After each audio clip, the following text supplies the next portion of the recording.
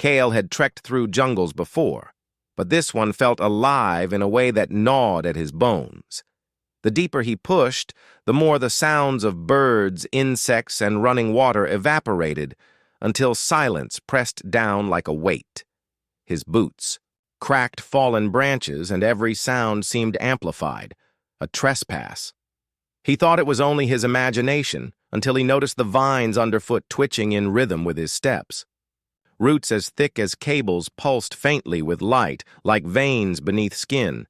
The jungle was not just alive, it was listening. By the third hour, Kale's breath sounded like thunder. His throat dried with the pressure of quiet, and he almost turned back when he stumbled into a glade unlike anything he'd seen. At its center stood a woman half consumed by vines, glowing pale green. Her skin shimmered faintly with markings like carved wood, her eyes the color of moss after rain. She was not trapped, not exactly, more bound, standing as if fused to the roots themselves. She regarded him with a mixture of pity and suspicion, as if she'd been expecting him. Her name was Elthira, and though her voice was a whisper, it carried unnaturally well in the stillness. She told him she was a guardian, sworn never to leave the canopy's heart. His presence had awakened the forest. Every step he took was a signal to predators that silence had been broken. He demanded to know what held her here, but she only touched the vines curling around her wrists. "I am not held. I am entwined," she said, with a sadness he could not understand. The jungle soon responded. A vibration quaked beneath their feet, subtle at first, then rising like a drumbeat. Roots lifted, curling into shapes that resembled serpents, coiling and tightening in anticipation. Kale reached for the knife at his belt, but Elthira stayed his hand. "It hunts sound, not flesh," she warned. "Move wrong, and you summon it." He realized with dread that his heartbeat, loud in his ears, might be the very thing drawing it closer. In the stillness, Kale forced himself to breathe slowly, every muscle taut with restraint. Elthira leaned forward, whispering instructions, how to tread as though walking on water, how to silence the very rhythm of his movements. The roots calmed slightly, swaying as though lulled by her words. Yet Kyle knew he could not master this discipline forever. Unlike her, he had not been raised by silence. His humanity was a noisy, restless thing, and that, perhaps, was why she looked at him differently. For centuries, she said, no one had dared break the canopy's silence. Her people believed stillness was safety, that noise brought only ruin. Yet this human, untrained and defiant, had walked further than any intruder. She should have hated him, but instead she found herself curious. The forest's wrath had awakened, yes, but so had something else. Possibility. As they prepared to move deeper together, Kyle felt the silence no longer as an enemy, but as a test. His every step might summon death, yet Elthira's gaze, steady and fierce, steadied him. He had come here to uncover secrets of an alien jungle. Instead, he had found a guardian bound by oaths older than memory, who saw in him the one thing the silence feared most, a voice unwilling to be contained. The jungle's roots did not merely spread underground. They formed a network vast enough to shape the future. The alien tribes called it the Root Oracle, a living labyrinth that consumed memories and fed back visions. Kale stumbled into it unknowingly, pressing his palm against a root as wide as a tree trunk. In an instant, his mind filled with images. Cities burning, stars falling, and his own face standing at the edge of an alien throne. The visions struck like lightning, leaving him gasping on the forest floor. Elthira appeared, her expression unreadable. She was the oracle's interpreter, chosen since childhood to translate the whispers of the roots. Yet what she saw in Kale was not ordinary. His human mind, unaligned with the root system, produced visions alien even to her. He had glimpsed paths she had never been shown. To her people, this made him dangerous. To Elthira, it made him necessary. For if the oracle gave a foreigner its secrets, it meant the jungle itself was shifting allegiances. Word spread quickly. Tribes gathered, cloaked in bark and feathers, demanding his death. They claimed his touch fractured the balance, that the visions of fire meant he would bring ruin. Kale, still shaken, could not even defend himself. But Elthira spoke for him, insisting the visions had meaning beyond destruction. Against her own people, she argued that the oracle never lied. It only revealed truths their fear blinded them from. And in his visions, she saw a chance at change. Together they entered the oracle's core, an underground cathedral of tangled roots, glowing with inner light.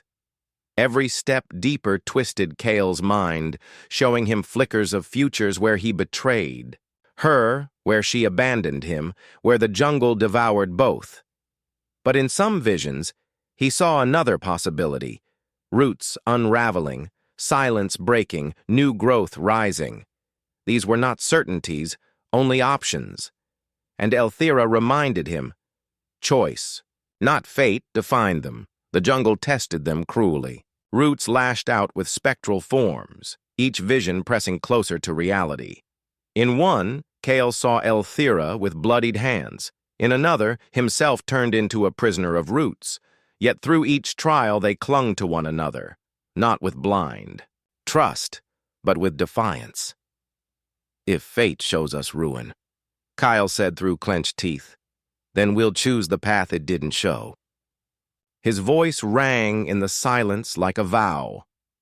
When they emerged, the tribes awaited their verdict. Kyle and Elthira told them not of destruction, but of rebirth, that the jungle no longer demanded silence, but wanted change. Many mocked them, others seethed with rage.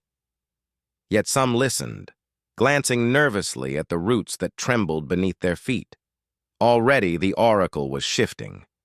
Already the future was breaking free from the silence of the past. The first time Kyle heard them, it was only a flicker, a faint scrape in the canopy above. Elthira froze, signaling him to stop. Silence hunters, she mouthed, her lips barely moving. They were creatures bred by the jungle itself, blind, but drawn to any sound like arrows to a target. Entire alien clans survived only by living in perpetual whispers, never daring to break the hush. Kale, untrained, was a liability. Every rustle of his boots, every ragged breath, was an invitation to death. The hunters descended at night, their shapes half seen. Long-limbed beasts with bark-like skin, their jaws wide enough to swallow a man whole. Kale could barely stand still as one passed within arm's length, sniffing at the air, its head cocking toward the faint rhythm of his pounding heart. Elthira pressed against him, steadying his trembling body with her own. He wanted to ask how she lived this way, how her people had survived centuries under such terror. But questions required sound, and sound meant death. When dawn came, Kale realized he could not continue like this. His humanity resisted the discipline of silence. But rather than give up, he began to adapt. He studied Elthira's movements, the way she placed her feet on roots, the way her breathing slowed until it matched the forest's pulse. He tried, failed, tried again. And slowly she noticed his mistakes lessened. His steps became softer, his rhythm less clumsy. Humanity, she thought, was not silence born, but it was born to adapt. Still the hunters grew bolder. The more Kyle resisted, the more they seemed drawn to him. Elthira confessed something then. The jungle itself wanted to test him. It was not enough to walk quietly. He had to learn the paradox of the hunters. The only way to defeat them was to create noise deliberately, to turn their instincts against them. "You cannot run from silence," she whispered. "You must break it." That night, they devised a plan. Kale would draw the hunters with controlled sound, clapping rocks together, snapping branches, leading them into a pit of tangled roots where Elthira would collapse the ground. Every step of the plan felt like suicide. The hunters swarmed the moment he broke silence, their screeches like knives on glass. But Kyle did not falter. He ran, each noise deliberate, each movement pulling them deeper. The trap sprung, roots collapsed, and the hunters fell shrieking into darkness. Kale collapsed to his knees, gasping, the jungle finally still again. Elthira studied him in awe. He had broken the silence not out of ignorance, but out of defiance, and turned it into a weapon. For the first time, she wondered if perhaps the jungle's silence had not been its law at all, but its weakness. And in that revelation, she saw him not as prey, but as equal. Kale awoke to a forest that was not still, but murmuring. Leaves fluttered though no wind stirred, roots trembled with faint hums, and the branches above carried a resonance like voices trapped in wood. Elthira explained that this was the Whispering Canopy, a place where the jungle recorded every sound ever made beneath it. To step here was to be judged not by action, but by voice. Kyle, who had broken the silence, feared what the forest remembered of him. The whispers grew clearer the deeper they walked. Kyle heard his own voice echo back. Curses he had shouted when the roots first tangled him, cries of pain when hunters stalked him. Each sound was magnified and twisted, as though the canopy mocked him. Elthira confessed that the canopy also whispered her failures, moments where she had faltered in her guardianship, where her silence cracked. She bore the shame, but Kyle felt only defiance. "If it remembers me," he muttered, "then it remembers I lived." The canopy did not take kindly to such defiance. Roots descended like ropes, their bark echoing in Kyle's voice, repeating, his words back at him in distorted tones. The jungle had weaponized his defiance, twisting it into an accusation. Elthira tried to intervene, but the whispers turned on her as well, dredging up memories of betrayal and abandonment. The canopy was not a judge. It was a prison of echoes, feeding them their pasts until they suffocated. Kyle did something unthinkable. He sang. Not beautifully, not even in tune, but loudly, deliberately, a human song his grandmother taught him. The echoes shrieked at first, rejecting the intrusion of something new. Yet as he continued, his voice steadied, and the canopy faltered. Its whispers dimmed, its roots trembled uncertainly. Elthira watched, wide-eyed, as his noise overwrote the echoes. For the first time, the jungle recorded something it had never heard before. When the canopy fell silent, the two stood free, the roots withdrawing like chastised animals. Elthira admitted she had never considered noise as more than a curse, but Kyle had turned it into strength. In that moment, he realized the jungle was not eternal. It was changeable. Its roots, its whispers, even its laws could be rewritten. And perhaps so could the fates of those who lived bound beneath it. Together, they left the canopy behind, but Kale carried the echoes with him, not as a burden, but as proof. The jungle had tried to trap him in memory. He had answered with something louder, something human. The silence was cracking, and in its place, a new kind of voice was rising. Beneath the canopy's depths lay the buried heart, a colossal root system pulsing with luminescent energy, the jungle's living core. Few ever saw it, for the silence itself served as a shield. Elthira told Kale this was where the jungle decided who belonged, and who did not. No outsider had ever reached it alive. Kale's very presence was sacrilege. Yet his visions from the Root Oracle had shown him this place, and he knew they could not turn back. The chamber was vast, lit by veins of light crawling across roots thicker than city walls. At its center pulsed a root heart, beating in time, with the silence above. But Kale did not see stillness. He saw tension, like a breath held too long, a rhythm trapped without release. The jungle was not calm. It was suffocating itself. He felt its pressure crush his lungs, demanding he fall quiet forever. Elthira fell to her knees, trembling under the weight of centuries of obedience. Kyle refused. He stepped forward, laying, his hand on the root heart. It shuddered violently, flashes of light coursing through the chamber. The jungle recoiled at his touch, screaming through vibrations, shaking dust from the ceiling. Images poured into his mind, forests burning, rivers drying, roots withering. The silence was not protection, it was fear. The jungle had muted itself, to keep from being destroyed, and in doing so, had enslaved its people. Elthira begged him to step away, terrified the jungle would kill him. But Kale only pressed harder, speaking, not with words, but with rhythm. He tapped the heart with his fist, steady and deliberate, like a drumbeat. Each strike echoed louder and louder until the jungle's silence faltered. The heart's pulse shifted, aligning with him, beating not in suppression, but in song. Light cascaded across the roots, filling the chamber with warmth instead of dread. The silence shattered.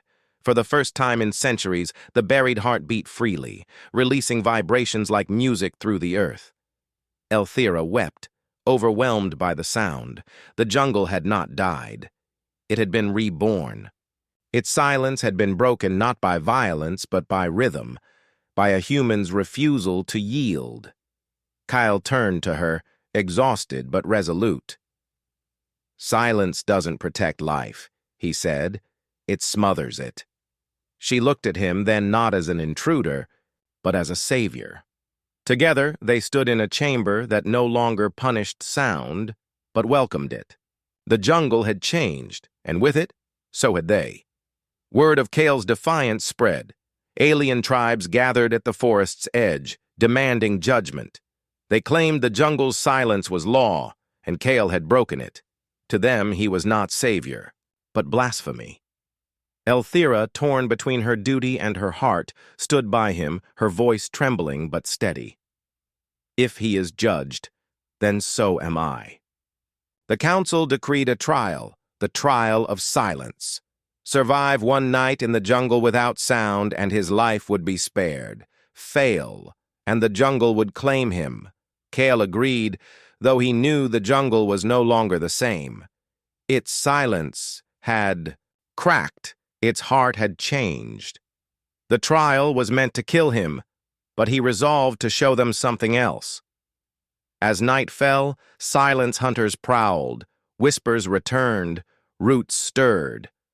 Kyle did not hide.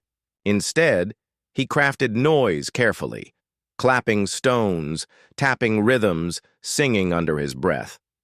The jungle responded not with fury, but with resonance. The silence hunters faltered, the whispers shifted, the roots swayed in time. The tribes watched, in awe. For centuries they had feared sound, yet here was a human bending the jungle's laws with it. Elthira stood among them, her hands clenched, daring anyone to deny what they saw. Kyle was not just surviving the trial, he was transforming it. By dawn, the jungle no longer punished sound, it harmonized with it. The trial of silence had become a symphony. The council could not deny the truth. Their law was broken, their silence undone. Many wept, others raged, but none could ignore what had happened. Kyle stood, exhausted, voice hoarse, but alive. Elthira took his hand, raising it before her people. "The silence has ended," she declared. "We are free to speak." It was not a victory without cost. Some tribes splintered, refusing to accept the change. Others embraced it, testing their voices for the first time in generations. The jungle itself trembled, uncertain, but alive, in a new way. Kale knew they had only begun to understand what they had unleashed. But for the first time, he felt not like a trespasser, but like part of the forest's story. Elthira looked at him with fierce pride. The jungle had demanded silence, and he had given it a song. In doing so, he had not only freed her people, he had freed her. Together, they walked into a world where sound was no longer forbidden, but sacred. The trial's outcome rippled through the jungle like a quake. Not all celebrated. The silence hunters, warriors bound to enforce the jungle's laws, saw their purpose unravel. Without silence, what were they? Furious, they declared Kale an enemy of balance, vowing to restore the silence by any means. Elthira warned Kale that these hunters were relentless, trained not just to kill, but to erase. That night, the hunters struck. They descended like shadows, masks carved from roots, voices absent even in attack. Their weapons were crafted to silence, blades that absorbed sound, arrows that left only stillness in their wake. Kale, who had learned to use rhythm as a weapon, found himself outmatched. Every sound he made, they swallowed. His song was dying in their presence. Elthira fought fiercely, her staff striking with force enough to crack bark and bone. But she too faltered under their unnatural stillness. It was Kyle who found the answer, not in louder noise, but in shared noise. He cried out, calling to the tribes who had watched him the night before. At first hesitant, then emboldened, they joined, stomping, clapping, chanting.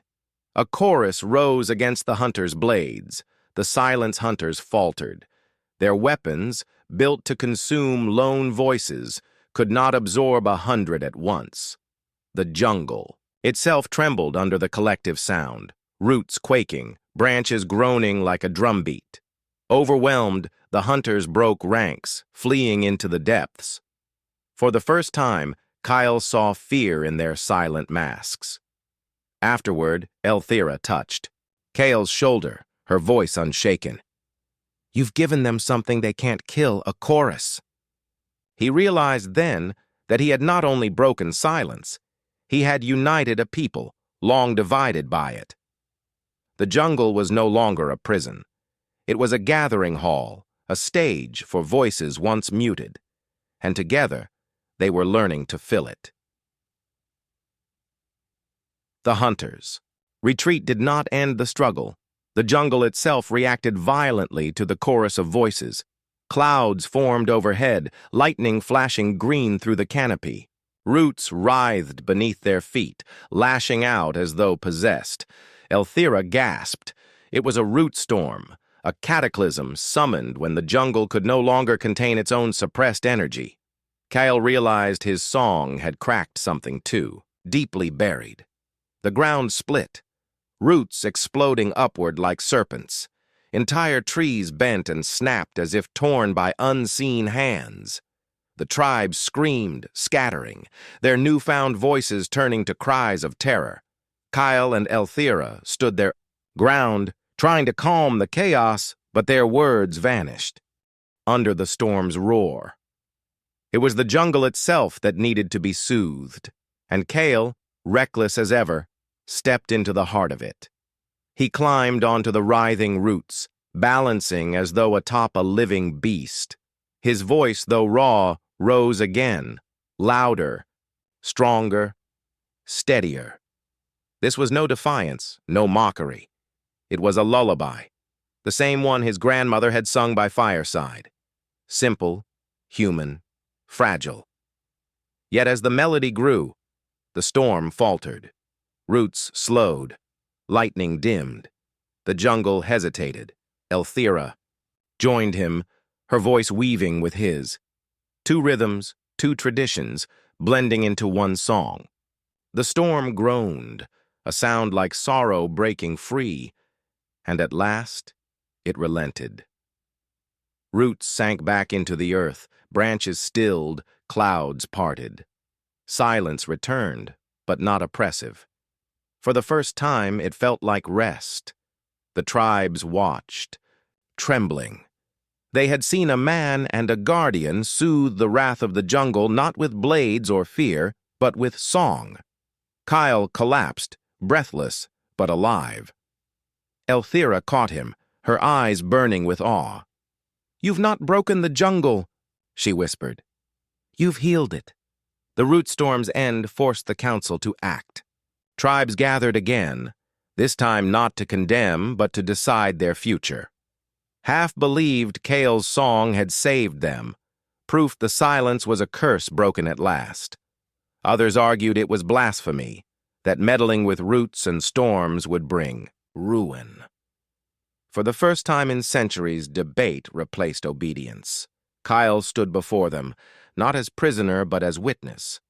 He told them of the buried heart, of the jungle's fear, of the storm soothed by song. His words did not seek to command, but to remind. Silence had enslaved them, and now they had a choice. Elthira added her voice, fierce yet vulnerable, confessing her loyalty was no longer to law, but to life. Together, they made their stand. The council erupted. Some leaders shouted to embrace the song, to teach it to every child. Others warned of chaos, of voices turned to war. Kale realized this was their true trial, not surviving silence, but learning to live without it. A society built on stillness would not become a chorus overnight. It would fracture, struggle, bleed. But amid the noise, something remarkable happened. A young child stood and began humming, soft but steady. The tribes fell quiet, listening.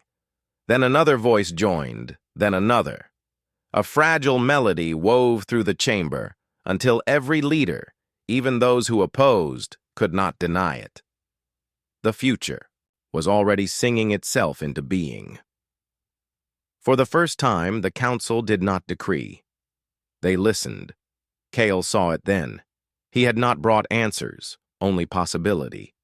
And possibility was louder than silence. In the weeks that followed, the jungle transformed. Songs spread like wildfire, chants rising where once there was stillness.